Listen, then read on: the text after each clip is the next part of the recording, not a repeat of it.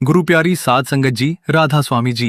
इंसान की जिंदगी में कई ऐसे पल आते हैं जब उसे लगता है कि अब उसके पास कोई रास्ता नहीं बचा। चारों तरफ अंधेरा दिखाई देता है, अपने भी बेबस नजर आते हैं और इंसान सिर्फ एक ही सहारा ढूंढता है। लेकिन जिस इंसान के सिर पर सद्गुरु की मेहर का हाथ हो, उसके लिए बंद दरवाजे भी किसी न किसी तरह खुल जाते हैं। क्योंकि सद्गुरु कब, किस रूप में और किस रास्ते से अपने भक्त की मदद कर दें, ये कोई नहीं जानता। आज की ये साखी भी एक ऐसे ही गरीब परिवार की है जिसकी जिंदगी बहुत साधारण थी। घर में ज्यादा पैसे नहीं थे, कोई बड़ी जमीन जायदाद नहीं थी, लेकिन उस परिवार के पास एक चीज थी और वो थी अपने मालिक के प्रति अटूट विश्वास। आपसे एक छोटी सी विनती है, अगर आपको भी अपने सद्गुरु पर विश्वास है तो वीडियो को लाइक जरूर कीजिए और कमेंट में राधा स्वामी जी लिखने के साथ साथ अपने शहर और जिले का नाम भी जरूर लिखिए, ताकि हमें पता चल सके कि ये साखी हमारे किस किस शहर और जिले तक पहुंच रही है। लुधियाना के पास एक छोटे से कस्बे में राजेश नाम का एक आदमी अपनी पत्नी कविता और 2 बच्चों के साथ किराए के छोटे से मकान में रहता था। राजेश की उम्र करीब 36 साल थी और कविता लगभग 34 साल की थी।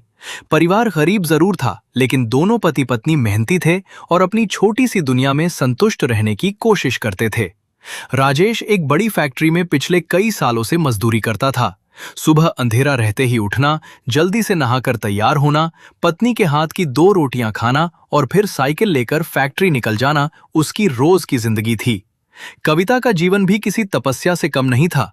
सुबह सबसे पहले बच्चों को उठाना, उनके लिए नाश्ता बनाना, स्कूल की ड्रेस निकालना, उनके टिफिन तैयार करना, पानी की बोतल भरना और फिर दोनों को स्कूल भेजना। इसके बाद घर की सफाई, कपड़े धोना, दोपहर का खाना बनाना और घर के छोटे बड़े काम करना। उनके 2 बच्चे थे। बड़ा बेटा नितिन 10 साल का था और छोटी बेटी परी 7 साल की। दोनों बच्चे पढ़ने में ठीक थे और अपने माता पिता से बहुत प्यार करते थे। राजेश की तनख्वाह बहुत ज्यादा नहीं थी। महीने की कमाई से किराया, राशन, बच्चों की फीस, बिजली का बिल और बाकी खर्च पूरे करते करते महीने के आखिर में अक्सर जेब खाली हो जाती थी। कई बार कविता अपनी छोटी छोटी इच्छाएं भी टाल देती थी, लेकिन एक चीज ऐसी थी जिसे कविता कभी नहीं छोड़ती थी, वो थी सिमरन। सुबह बच्चों के टिफिन बनाते समय भी उसके होंठ धीरे धीरे मालिक का नाम लेते रहते। कपड़े धोते समय भी मन ही मन सिमरन चलता रहता। जब राजेश काम पर निकलता तो कविता दरवाजे तक आकर हमेशा एक ही बात कहती, ध्यान से जाना और रास्ते में सिमरन करते रहना। राजेश मुस्कुराकर कहता, तुम्हारा सिमरन ही तो मेरी रखवाली करता है। कविता हंस देती। दोनों को क्या पता था कि बहुत जल्द उनकी जिंदगी में ऐसा तूफान आने वाला है जिसमें उनका यही विश्वास उनकी सबसे बड़ी ताकत बनने वाला था। एक सोमवार की सुबह बाकी दिनों की तरह ही शुरू हुई थी। कविता ने बच्चों के टिफिन तैयार किए। नितिन को आलू के पराठे बहुत पसंद थे, इसलिए उसने उसके टिफिन में 2 पराठे रखे। परी के लिए उसने सब्जी और रोटी रखी। बच्चों को तैयार करके स्कूल भेजने के बाद वो रसोई में बर्तन समेटने लगी। राजेश उस दिन थोड़ा जल्दी में था। निकलते समय उसने कविता से कहा, आज फैक्ट्री में काम थोड़ा ज्यादा है, शायद देर हो जाए। कविता ने कहा, कोई बात नहीं, बस संभल कर काम करना। राजेश ने बच्चों की तरफ देखा, दोनों को प्यार किया और फिर साइकिल लेकर निकल गया। कविता दरवाजे पर खड़ी उसे तब तक देखती रही जब तक वो गली के मोड़ से ओझल नहीं हो गया। उस दिन सुबह से ही कविता के मन में अजीब सी बेचैनी थी। उसे खुद समझ नहीं आ रहा था कि ऐसा क्यों हो रहा है। वो काम करती रही, लेकिन बार बार उसका ध्यान दरवाजे की तरफ चला जाता। करीब 10:30 बजे पड़ोस की एक महिला तेजी से उसके घर की तरफ आई। उसका चेहरा घबराया हुआ था। कविता ने पूछा, क्या हुआ बहन? वो महिला कुछ पल तक कुछ बोल ही नहीं पाई, फिर हांफते हुए बोली, कविता, फैक्ट्री में बहुत बड़ा हादसा हो गया है। कविता के हाथ से बर्तन लगभग छूट गया। उसने कांपती आवाज में पूछा, क्या क्या हुआ? महिला ने कहा, मशीन में कुछ खराबी हुई है, बहुत सारे मजदूर घायल हुए हैं, कुछ लोगों की हालत बहुत गंभीर बताई जा रही है। कविता का चेहरा सफेद पड़ गया। उसके मुंह से सिर्फ एक शब्द निकला, राजेश। वो बिना कुछ सोचे घर से बाहर भागी। उसके पास न कोई साधन था, न किसी से पूछने का समय। उसने रास्ते में एक ऑटो रोकने की कोशिश की, लेकिन ऑटो आगे निकल गया। कविता सड़क पर दौड़ने लगी। उसकी आंखों से आंसू निकल रहे थे और मन में सिर्फ एक ही बात घूम रही थी, मालिक, मेरे सुहाग की रक्षा करना।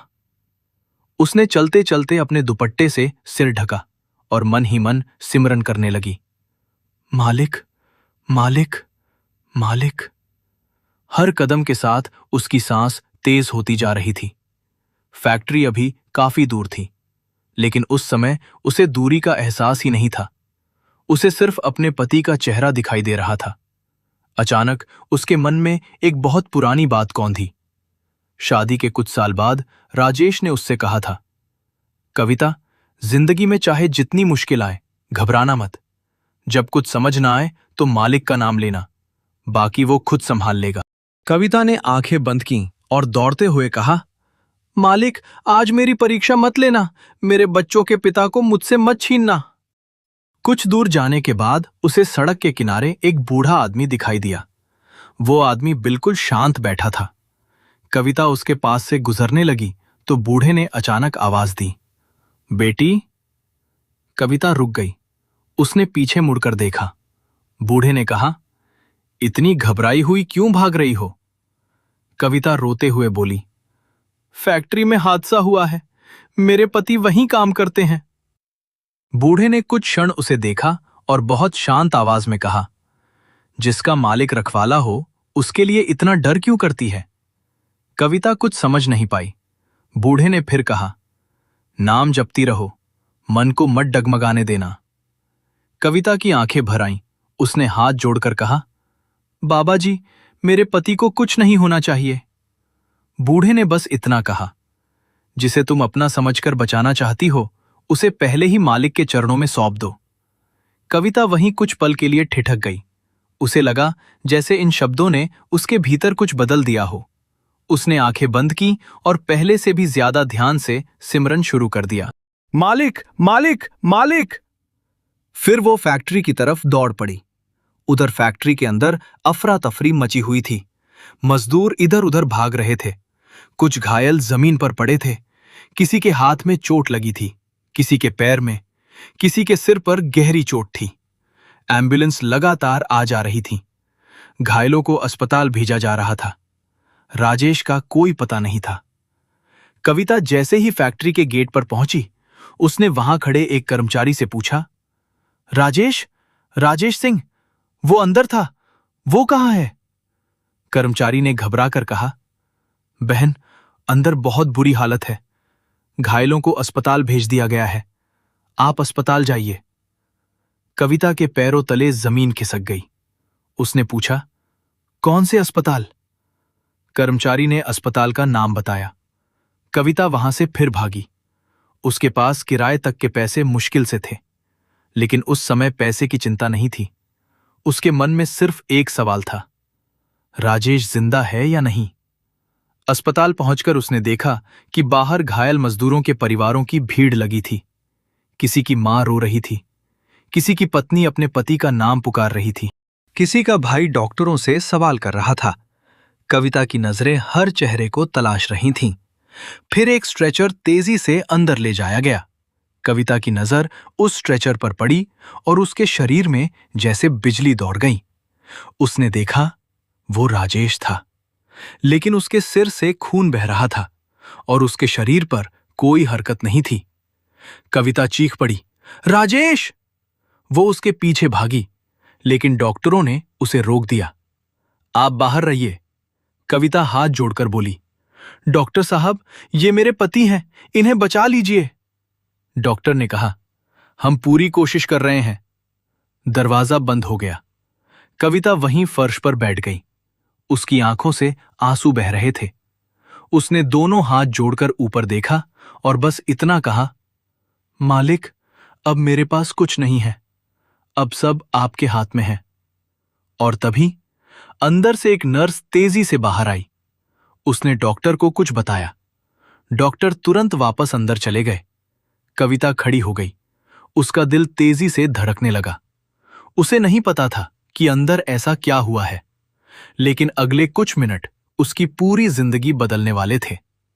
कविता अस्पताल के बाहर खड़ी थी और उसकी नजर लगातार उस दरवाजे पर थी जिसके पीछे राजेश जिंदगी और मौत के बीच जूझ रहा था। समय जैसे रुक गया था।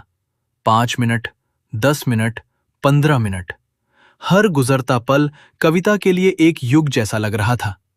उसने अपनी आंखें बंद की और सिमरन करने लगी। मालिक, मालिक, मालिक। उसे अपने बच्चों का चेहरा याद आ रहा था। नितिन सुबह जाते समय कह रहा था, मम्मी, आज टिफिन में पराठे रखना। परी ने जाते जाते कहा था, मम्मी, पापा को बोलना आज जल्दी घर आएं। कविता का कलेजा फट रहा था। वो मन ही मन कह रही थी, मालिक, अगर राजेश को कुछ हो गया तो मैं इन बच्चों को कैसे संभालूंगी। कुछ देर बाद डॉक्टर बाहर आया। उसके चेहरे पर गंभीरता थी। कविता तुरंत उसके सामने पहुंची। डॉक्टर साहब, मेरे पति कैसे हैं? डॉक्टर ने कहा, आपके पति को सिर पर काफी गंभीर चोट लगी है और शरीर के अंदर भी चोटें हैं। कविता के हाथ कांपने लगे। डॉक्टर आगे बोला, लेकिन अभी सबसे जरूरी बात यह है कि उनकी हालत स्थिर नहीं है। अगले कुछ घंटे बहुत महत्वपूर्ण हैं। कविता ने पूछा, क्या वो बच जाएंगे? डॉक्टर कुछ पल चुप रहा, फिर बोला, हम अपनी पूरी कोशिश कर रहे हैं। इतना सुनते ही कविता दीवार से लगकर बैठ गई। उसके पास रोने के अलावा कुछ नहीं था। तभी उसे सड़क वाला बूढ़ा याद आया। जिसका मालिक रखवाला हो, उसके लिए इतना डर क्यों करती हो? कविता ने आंखें बंद कर ली। उसने अपने मन से कहा, मैंने आपको सब सौंप दिया है मालिक, अब जो आपकी मर्जी। वो वहीं बैठकर सिमरन करने लगी। समय बीतता गया, रात हो गई। राजेश को ऑपरेशन के लिए ले जाया गया। कविता के पास घर लौटने के लिए पैसे भी नहीं थे। बच्चों को उसने पड़ोस की महिला के पास छोड़ दिया था। वो अस्पताल के फर्श पर बैठी रही। उस रात उसने कुछ खाया नहीं, बस पानी पीकर सिमरन करती रही। करीब आधी रात के समय एक डॉक्टर बाहर आया। उसने कहा, ऑपरेशन हो गया है। कविता खड़ी हो गई। डॉक्टर साहब? डॉक्टर ने कहा, अभी खतरा पूरी तरह टला नहीं है, लेकिन ऑपरेशन सफल रहा है। कविता की आंखों से आंसू निकल आए। उसने दोनों हाथ जोड़ लिए। मालिक। अगले दिन सुबह राजेश को आईसीयू में रखा गया। वो बेहोश था। कविता कांच के बाहर खड़ी होकर उसे देखती रही। उसने धीरे से कहा, तुम्हें कुछ नहीं होगा राजेश, मालिक तुम्हारे साथ है। तीसरे दिन राजेश की उंगलियों में हल्की सी हरकत हुई। नर्स ने डॉक्टर को बुलाया। डॉक्टर ने जांच की। कुछ घंटों बाद राजेश ने धीरे धीरे आंखें खोली। कविता को जब यह खबर मिली तो वो दौड़ कर आई, लेकिन डॉक्टर ने उसे कुछ मिनट ही मिलने दिया। कविता उसके पास गई। राजेश की आंखें आधी खुली थीं। उसने बहुत धीमी आवाज में पूछा, बच्चे? कविता रोते हुए बोली, दोनों ठीक हैं। राजेश ने फिर आंखें बंद कर ली। कविता ने उसका हाथ पकड़ लिया। तुम्हें मालिक ने वापस भेज दिया। लेकिन असली चमत्कार अभी बाकी था। राजेश के शरीर में गंभीर चोटें थीं। डॉक्टरों ने पहले ही परिवार को बता दिया था कि उसके एक पैर और एक हाथ की हालत बहुत खराब है और लंबे इलाज की जरूरत पड़ सकती है। कुछ डॉक्टरों को डर था कि शायद हाथ पैर की पूरी ताकत वापस ना आए।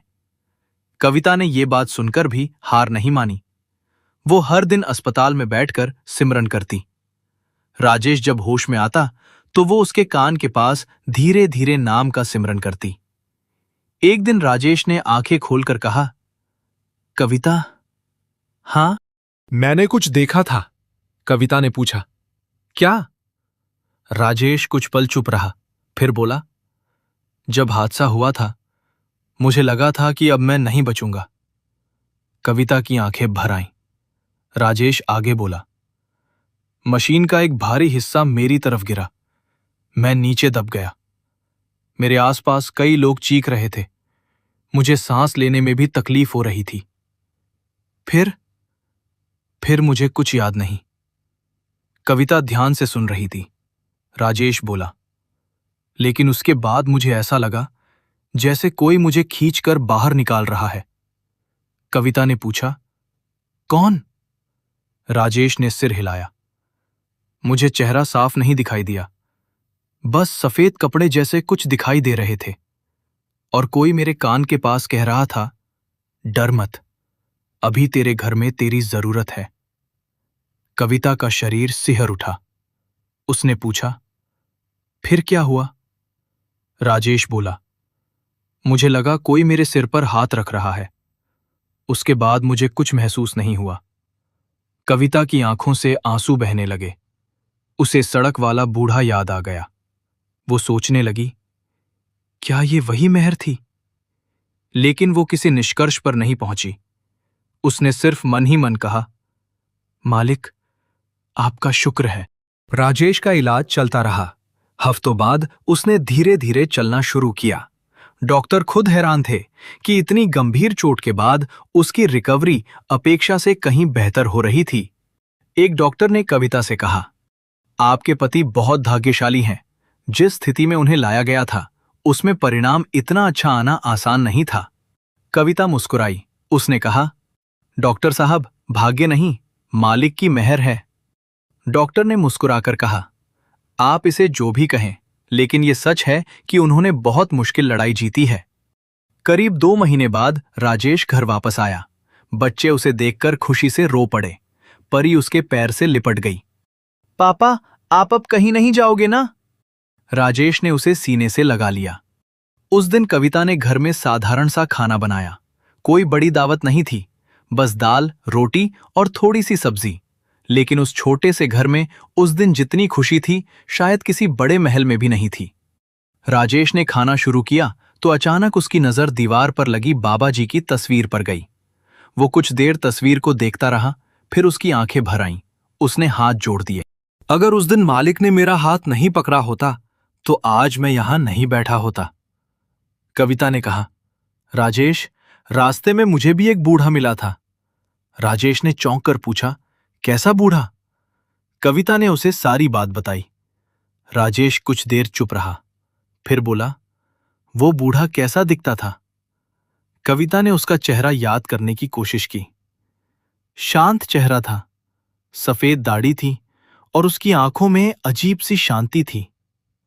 राजेश ने धीरे से कहा, कविता, मुझे भी हादसे के समय किसी ऐसे ही व्यक्ति का एहसास हुआ था। दोनों पति पत्नी एक दूसरे को देखने लगे। उनके पास कोई प्रमाण नहीं था, कोई तस्वीर नहीं थी, कोई ऐसा व्यक्ति नहीं मिला जिसे वे निश्चित रूप से पहचान सकें।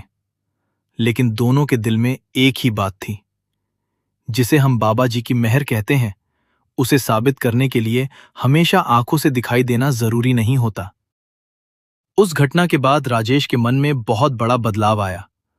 पहले वो काम की थकान का बहाना बनाकर सिमरन कम कर देता था। कभी कभी सत्संग जाने की बजाय दोस्तों के साथ बैठ जाता। लेकिन अस्पताल से लौटने के बाद उसने कविता से कहा, अब मैं जिंदगी का एक दिन भी मालिक को भूलकर नहीं बिताना चाहता। कविता ने कहा, मालिक ने तुम्हें दूसरी जिंदगी दी है। इसका मतलब सिर्फ इतना नहीं कि हम खुश रहें, इसका मतलब ये भी है कि अब हमें अपने जीवन को सही दिशा में लगाना है। राजेश ने उसकी बात मान ली। उसने अपनी कमाई में से जितना संभव होता जरूरतमंद मजदूरों की मदद करना शुरू किया। फैक्ट्री में जिन लोगों को हादसे में ज्यादा नुकसान हुआ था, वो उनसे मिलने जाता। किसी के घर राशन पहुंचाता, किसी की दवा का खर्च उठाता, किसी के बच्चों की फीस में मदद करता। एक दिन फैक्ट्री का वही मजदूर जो हादसे के दिन गेट पर कविता से मिला था, राजेश के घर आया। उसने कहा, भाई, उस दिन हम सबने सोचा था कि तुम नहीं बचोगे। राजेश मुस्कुराया, मैं भी यही सोच रहा था। मजदूर ने कहा, लेकिन तुम्हारे साथ कुछ ऐसा हुआ जिसे मैं आज तक नहीं समझ पाया। राजेश ने पूछा, क्या? वो बोला, हादसे के बाद जब हम मलबा हटा रहे थे, तुम्हारे ऊपर भारी लोहे का हिस्सा गिरा हुआ था। हमें लगा था कि तुम्हें बाहर निकालने में बहुत समय लगेगा, लेकिन तुम्हारे शरीर के पास ऐसी जगह बनी हुई थी जिसमें तुम फंसे हुए थे, लेकिन तुम्हारे ऊपर पूरा वजन नहीं पड़ा था। अगर वो वजन सीधा तुम्हारे ऊपर आता तो। वो आगे कुछ नहीं बोल पाया। राजेश ने उसकी बात पूरी नहीं होने दी। उसने सिर्फ इतना कहा, भाई, जहां इंसान की ताकत खत्म हो जाती है, वहीं से मालिक की ताकत शुरू होती है। लेकिन कहानी यहीं खत्म नहीं हुई। कई महीनों बाद एक दिन राजेश उसी रास्ते से गुजर रहा था जहां कविता को वो बूढ़ा मिला था। राजेश ने साइकिल रोक दी। उसने इधर उधर देखा। वही सड़क थी, वही पेड़ था, वही जगह थी, लेकिन वो बूढ़ा वहां नहीं था। राजेश ने आसपास दुकानदारों से पूछा, यहां कोई बुजुर्ग आदमी बैठता है क्या, सफेद दाढ़ी वाला? एक दुकानदार ने कहा, कौन? यहां तो कोई रोज नहीं बैठता। दूसरे ने कहा, कभी कभी यात्री बैठते हैं, लेकिन कोई ऐसा बुजुर्ग मुझे याद नहीं। राजेश घर लौटा और कविता को सारी बात बताई। दोनों कुछ देर तक चुप रहे। फिर कविता ने कहा, शायद हमें यह जानने की जरूरत ही नहीं कि वो कौन था। राजेश ने पूछा, क्यों? कविता ने बाबा जी की तस्वीर की तरफ देखते हुए कहा, क्योंकि अगर मालिक ने अपनी मेहर दिखाई थी तो उसका हिसाब लगाना हमारा काम नहीं है। हमारा काम सिर्फ शुक्राना करना है। उस दिन दोनों पति पत्नी ने एक बात हमेशा के लिए अपने मन में बसा ली। मुसीबत आने पर घबराना नहीं है, सिमरन छोड़ना नहीं है, और अपने मालिक को सिर्फ सुख में नहीं बल्कि दुख में भी याद करना है। क्योंकि कई बार हमारी आंखों के सामने संकट बहुत बड़ा होता है, लेकिन सद्गुरु की नजर में वो संकट उतना बड़ा नहीं होता। जिस परिवार के पास धन नहीं था, जिसके पास बड़े साधन नहीं थे, उस परिवार के पास एक ऐसी दौलत थी जिसे कोई चुरा नहीं सकता था। वो दौलत थी विश्वास। और शायद यही विश्वास उस दिन राजेश की सांसों का सहारा बन गया था। लेकिन कविता के मन में उस बूढ़े व्यक्ति को लेकर एक सवाल आज भी था। आखिर वो कौन था, और वो सिर्फ उसी रास्ते पर उस समय क्यों बैठा था? क्या वो सिर्फ एक साधारण राहगीर था, या फिर सद्गुरु की मेहर किसी ऐसे रूप में आई थी जिसे पहचानने की क्षमता कविता के पास नहीं थी? इस सवाल का जवाब शायद कभी नहीं मिलेगा, लेकिन कविता आज भी जब वो घटना याद करती है तो उसकी आंखें भर आती हैं, और वो सिर्फ इतना कहती है, मालिक को पुकारने में कभी देर मत करना, क्योंकि हम उन्हें याद करने में देर कर सकते हैं, लेकिन वो हमारी पुकार सुनने में कभी देर नहीं करते। और सच तो यही है, जब इंसान पूरी तरह टूटकर अपने मालिक के चरणों में झुक जाता है, तब कई बार ऐसी राह खुल जाती है जिसकी उसने कल्पना भी नहीं की होती। राजेश के घर में अब पहले जैसी गरीबी तो थी, लेकिन उस गरीबी के बीच एक बहुत बड़ी अमीरी आ गई थी। शुक्राने की अमीरी, विश्वास की अमीरी, और उस मालिक की याद की अमीरी जिसने एक साधारण मजदूर को मौत के इतने करीब पहुंचकर भी वापस उसके परिवार के पास भेज दिया था। राजेश अक्सर कहता था, पहले मैं सोचता था कि जिंदगी मेरी मेहनत से चल रही है, लेकिन हादसे ने मुझे समझा दिया कि मेहनत करना हमारे हाथ में है, सांस चलाना हमारे हाथ में नहीं। कविता कहती, और इसी बात को हमेशा याद रखना। राजेश अब रोज सुबह उठकर कुछ समय सिमरन करता, फिर बच्चों को स्कूल भेजने में कविता की मदद करता।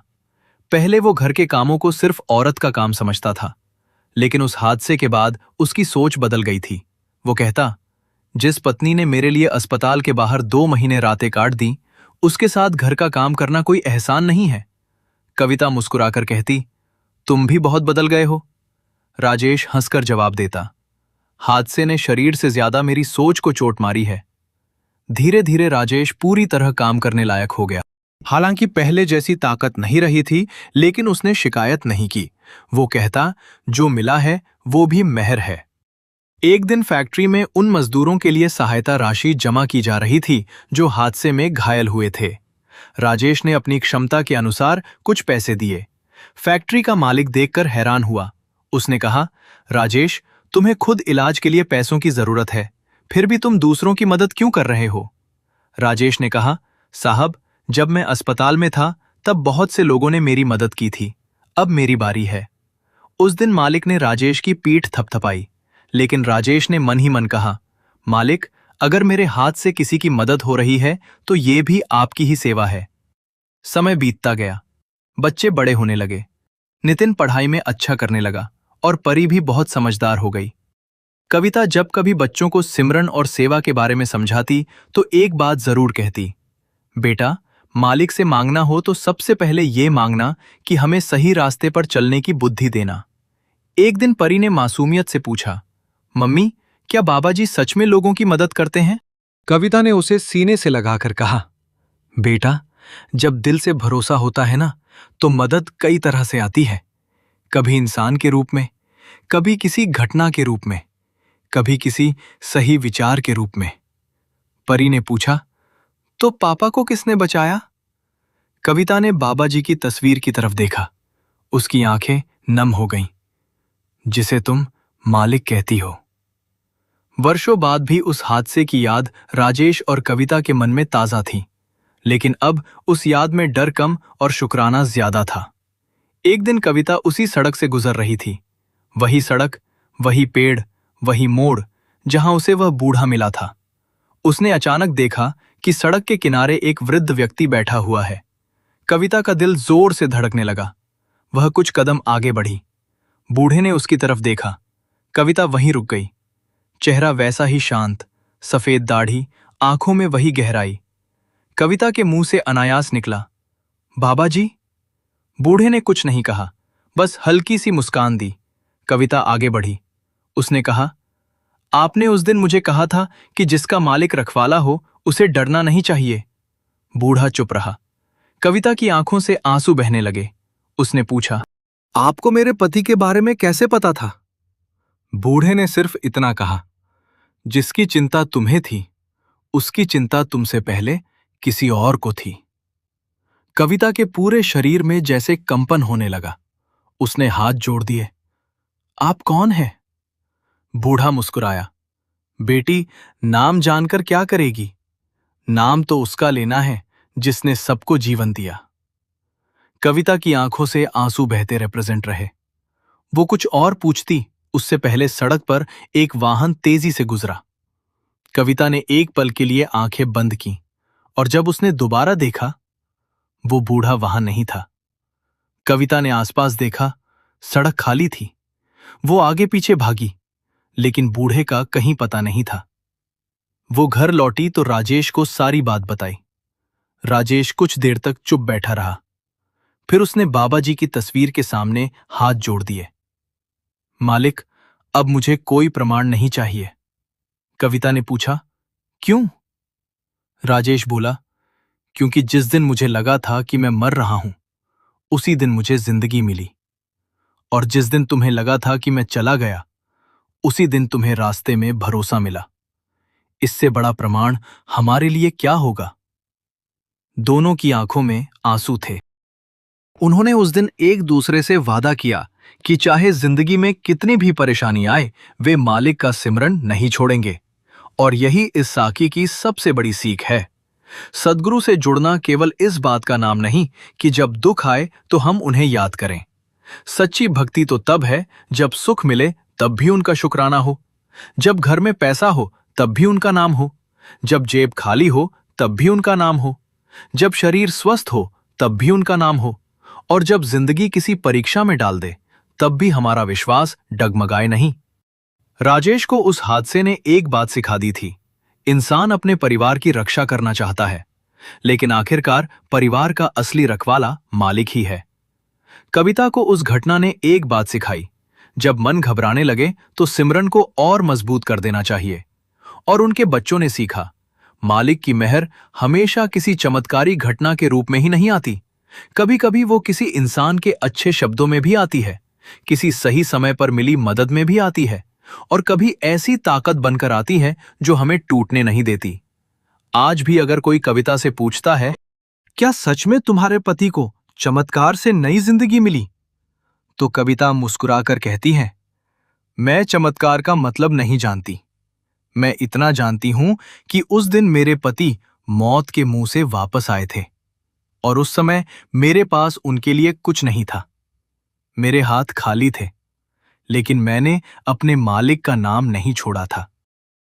फिर वो कहती है, जिस दिन इंसान अपनी सारी चिंता मालिक को सौंप देता है, उसी दिन उसके भीतर एक ऐसी ताकत पैदा हो जाती है जिसे दुनिया की कोई परेशानी आसानी से नहीं तोड़ सकती। और साथ संगत जी, शायद यही इस पूरी साखी का सार है। हम अक्सर सोचते हैं कि हमारी प्रार्थना सुनने में देर क्यों हो रही है। हम सोचते हैं कि हमारी मुश्किल खत्म क्यों नहीं हो रही। हम सोचते हैं कि मालिक हमारी तरफ देख क्यों नहीं रहे। लेकिन हमें ये याद रखना चाहिए कि हमारी आंखें सिर्फ वर्तमान देखती हैं, जबकि सद्गुरु उस रास्ते को भी जानते हैं जो हमारी आंखों से छिपा हुआ है। कविता ने उस दिन सड़क पर दौड़ते हुए सिर्फ एक चीज पकड़े रखी थी, सिमरन। राजेश ने अस्पताल में सिर्फ एक चीज महसूस की थी, मेहर। और दोनों ने अपनी जिंदगी में एक बात हमेशा के लिए अपना ली, जो कुछ भी है मालिक की मर्जी से है, और जो कुछ होगा उसकी निगरानी भी वही कर रहा है। इसलिए अगर आज आपकी जिंदगी में भी कोई परेशानी चल रही है, अगर घर में कोई बीमार है, अगर नौकरी की चिंता है, अगर आर्थिक परेशानी है, अगर परिवार में कोई ऐसा संकट है जिसका कोई रास्ता दिखाई नहीं दे रहा, तो घबराइए मत। अपनी तरफ से पूरी कोशिश जरूर कीजिए। डॉक्टर की जरूरत है तो डॉक्टर के पास जाइए, मेहनत की जरूरत है तो मेहनत कीजिए, जिससे मदद मिल सकती है उससे मदद लीजिए। लेकिन इन सब के साथ सिमरन को मत छोड़िए, क्योंकि सिमरन सिर्फ शब्दों की पुनरावृत्ति नहीं है। सिमरन उस विश्वास का नाम है जिसमें इंसान कहता है, मालिक, मैं अपनी तरफ से जितना कर सकता हूं करूंगा, लेकिन अंतिम भरोसा आप पर ही रखूंगा। राजेश और कविता के पास उस दिन धन नहीं था, कोई बड़ा आदमी उनकी मदद के लिए नहीं आया था, लेकिन फिर भी वो परिवार टूटने से बच गया, क्योंकि जहां इंसानी सामर्थ्य समाप्त होती है, वहां से मालिक की मेहर का रास्ता शुरू हो सकता है। और शायद इसी वजह से कविता आज भी अपने घर की रसोई में बच्चों के टिफिन बनाते समय सबसे पहले सिमरन करती है। राजेश आज भी फैक्ट्री जाने से पहले बाबा जी की तस्वीर के सामने सिर झुकाता है, और उनके दोनों बच्चे आज भी जानते हैं कि उनके पिता को दूसरी जिंदगी मिली है। उनके घर की दीवार पर लगी बाबा जी की तस्वीर के सामने हर सुबह एक ही शब्द गूंजता है, शुक्राना। अगर इस साखी ने आपके दिल को छुआ हो, अगर आपको भी लगता है कि जिंदगी में किसी न किसी रूप में मालिक की मेहर हमारे साथ रहती है, तो इस वीडियो को लाइक जरूर कीजिए।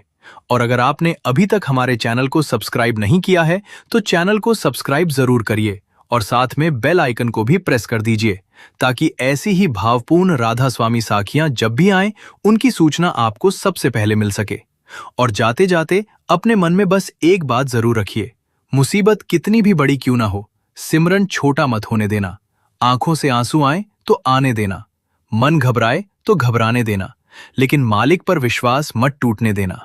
क्योंकि हमें नहीं पता कि हमारी जिंदगी के किस मोड़ पर, किस रूप में और किस पल सद्गुरु की मेहर हमारा हाथ थाम ले। और जब वो हाथ थाम लेते हैं, तो कई बार इंसान उस जगह से भी वापस लौट आता है जहां से दुनिया उसे वापस आना असंभव समझ रही होती है।